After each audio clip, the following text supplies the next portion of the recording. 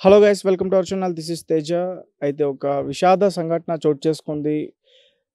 Ujjaini Mahankali temple దగ్గర ఎప్పుడూ కూడా తన వేష ఆధారంతో చాలామందిని ఆకట్టుకున్న వ్యక్తి దినేష్ పోతురాజు నిన్న అనారోగ్యం కారణంగా చనిపోయారు.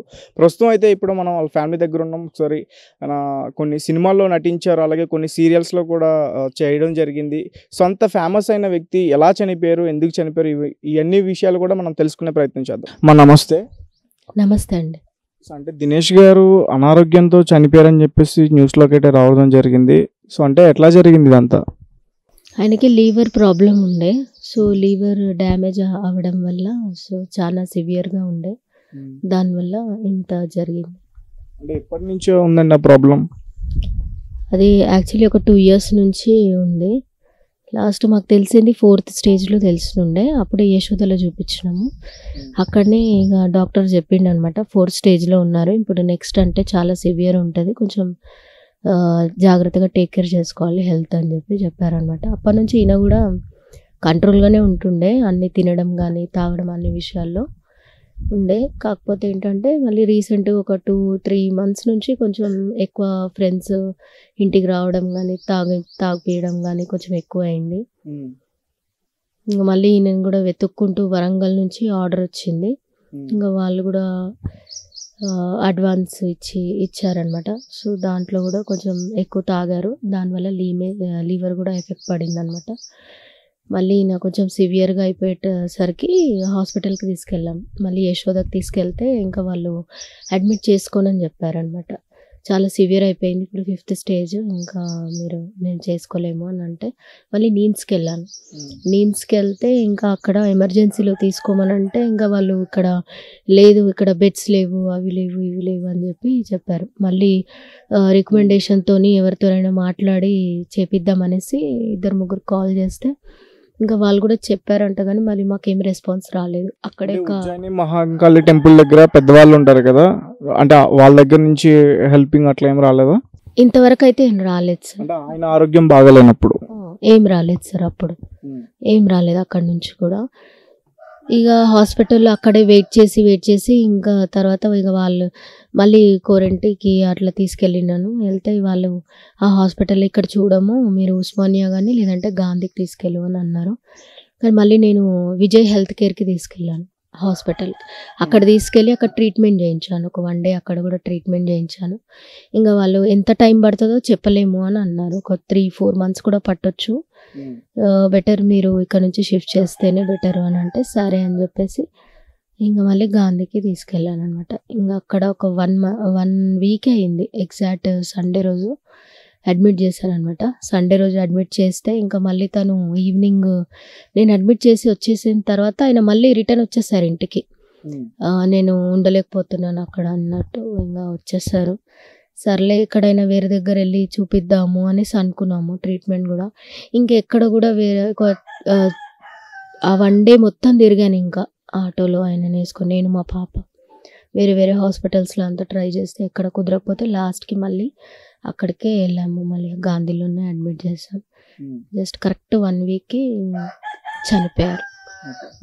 అంటే ఆయన చాలా ఫేమస్ అయిన వ్యక్తి హైదరాబాద్లోనే. చాలా జాతరలకు కానీ ఫెస్టివల్స్కి కానీ ఆయన ఎక్కువగా తీసుకెళ్తూ ఉంటారు. అంటే ఆయన సంపాదన చాలా ఎక్కువనే ఉంటుంది అని చెప్పేసి నేను విన్నాను, అది నిజమేనా? ఆయన ఎప్పుడు సంపాదన గురించి చేయలేదు, ఆయనకు ఒక పేరు కమాంచుకోవాలని ఉండే, నలుగుట్లో ఒక పేరు గుర్తింపు ఉండాలి నాకు అని చెప్పేసి ఆయన చాలా పోతరాజు వేషాలంతా ఫ్రీగా కూడా వేసిండు. ఆయనకు ఒక షోక్, అది ఉజ్జయిని మహంకాళి టెంపుల్లో 1 rupee కూడా తీసుకోలేదు ఇంతవరకు. అక్కడ కూడా 1 రూపాయి తీసుకోకుండా ఆయన వేషం వేసిండు. అక్కడే కాదు, ఇంకా ఆడ ట్యాంక్ బండ్ కింద కూడా టెంపుల్ ఉంది ఒకటి అమ్మవారిది, ఆడ కూడా వేసిండు. అట్లనే చాలా మంది దగ్గర ఎక్కడ కూడా అమౌంట్ ఎక్కువ తీసుకోలేడు ఆయన. ఆయనకు ఒక షోక్ అది వెయ్యాలనేసి. ఆయన షోక్ అంటే లైక్ ఒక ఫ్యాషన్, అది ఆయన ప్యాషన్తోని ఆయన చేశారు, కానీ డబ్బుల గురించి ఎప్పుడు ఆశపడలేదు, ఆయన సంపాదించలేదు.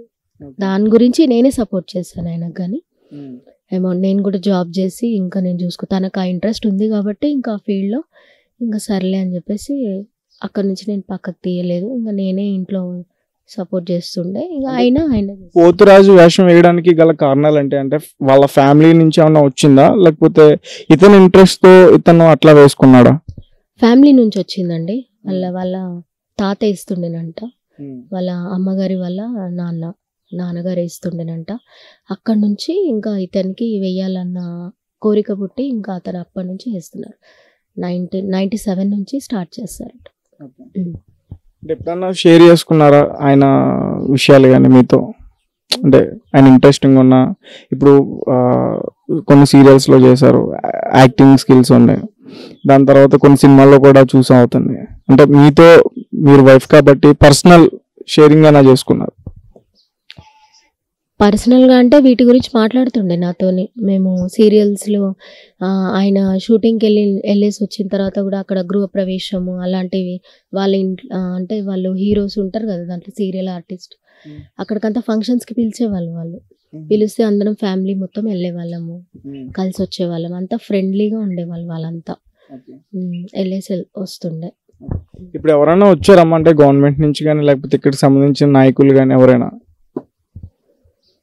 నాయకులు అయితే ఎవరు రాలేదు, కానీ ఫ్రెండ్స్, వాళ్ళ ఫ్రెండ్స్ సర్కిల్ కొంచెం ఏదో హెల్ప్ చేస్తారు అంతే. ప్రెజెంట్ మీ సిచ్యుయేషన్ ఎలా ఉంది, ఫైనాన్షియల్ గా కానీ ఆర్థికంగా కానీ? ఇప్పుడు మీ పరిస్థితి ఎలా ఉంది? పరిస్థితి అయితే ఏం స్టేబుల్ గా లేదండి. ఎందుకంటే ఆయన ఒక పేరు గురించి ఆయన ఎప్పుడు కానీ చూస్తారు కానీ. సో ఇంకా వాళ్ళ ఫ్రెండ్స్ కొంతమంది ఇంకా ఆర్థికంగా కొంచెం సహాయపడ్డారు, అంతేగాని మన గవర్నమెంట్ నుంచి అయితే ఇప్పుడు ఏం రాలేదు.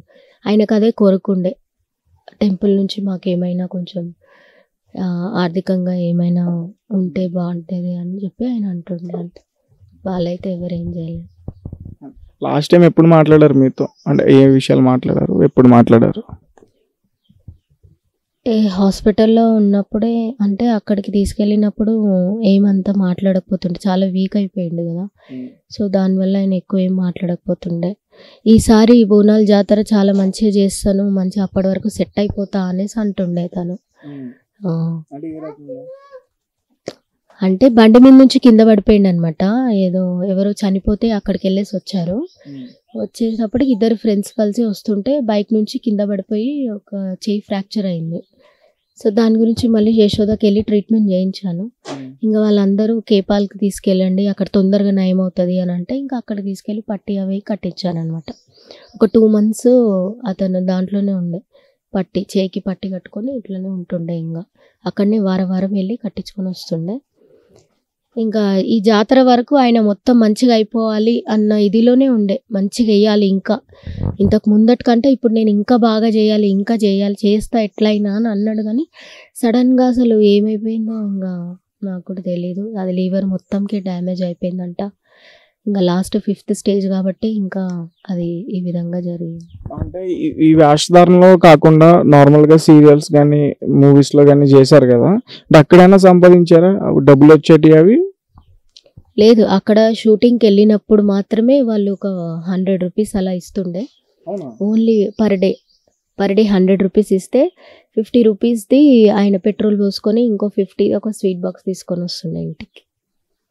ఇప్పుడు విషయం ఇది అంటే సీరియల్ చేసిన కాడ నుంచి, సీరియల్ ఎప్పుడైతే స్టార్ట్ చేశారో మొగల్ రేకులు చక్రవాకం ఫస్ట్ సీరియల్, అక్కడ నుంచి ఇంకా ఆయన జర్నీ స్టార్ట్ అయింది. ఇంకా ఇప్పుడు ఎలా ఉంది మీ పరిస్థితి అన్నయ్య? ఏం సంపాదించలేదు అంటున్నారు, అంటే ఎట్లా ఇంట్లో మూవ్ అవుతుంది మీకు? అంటే మీ అబ్బాయి కానీ అమ్మాయి కానీ మీకు సహాయపడుతున్నారా చేదోడు వాదోడుగా? పిల్లలు ఇప్పుడు స్టూడెంట్స్, యాక్చువల్లీ వాళ్ళు చదువుకోవడానికి అంతా, ఇంకా నేను జాబ్ చేస్తాను కాబట్టి ఇంకా అది అలా వాళ్ళకి చదివించడం ఇవన్నీ కూడా నేను చేశాను. ఇంకా తను కూడా ఎంతో కొంత అమౌంట్ వస్తుండే, ఎక్కువైతే రాకపోతుండే కానీ ఎంతో 3000, 4000, 5000 అలా ఏదో కొంచెం తీసుకొస్తుండే. అది ప్లస్ ఇంకా నా శాలరీతోని ఇంకా ఇల్లు నడిచేది. మళ్ళీ పేరెంట్స్ సపోర్ట్ కూడా ఉంది, మా పేరెంట్స్ కూడా ఇస్తుండే. ఇంకా మళ్ళీ ఇంకా మా పిల్లలకి చదువు అంతా ఇంకా నా శాలరీ మీదనే వాళ్ళకి చదివిస్తుంది. యాక్చువల్లీ తనకి ఆల్రెడీ లివర్ డ్యామేజ్ ఉంది కదా, దాంట్లో లివర్ జాండీస్ ఎఫెక్ట్ అయిందనమాట. సో ఆ జాండీస్ చాలా సివియర్గా అయిపోయింది jaundice. So first time white and yellow colour వచ్చినుండే ఐస్ వచ్చింది. అప్పుడు 4th స్టేజ్లో ఉన్నప్పుడు యశోదలో ట్రీట్మెంట్ అయింది కదా, అప్పుడు తగ్గిపోయింది. మళ్ళీ అప్పుడు కూడా చెట్ల మందు అవన్నీ వేసుకున్నారు, కానీ నేను కొంచెం బ్రేక్ చేసి ఇవే అలోపతి మెడిసిన్ కొంచెం ఇచ్చి మంచిగా చేసేసినాను. దాని తర్వాత ఏమైందంటే ఇక మళ్ళీ లివర్ డ్యామేజ్ అయిపోయిన తర్వాత 5th స్టేజ్లో మళ్ళీ జాండీసీ వచ్చింది. ఎల్లో జాండీసీ, అది టోటలీ చాలా ఎక్కువ ఉండే అనమాట. దానికి మళ్ళీ అతను చెట్ల మందు తింటాను నేను, దాంతోనే క్లియర్ అయిపోతుంది, తగ్గిపోతుంది అని అన్నారు.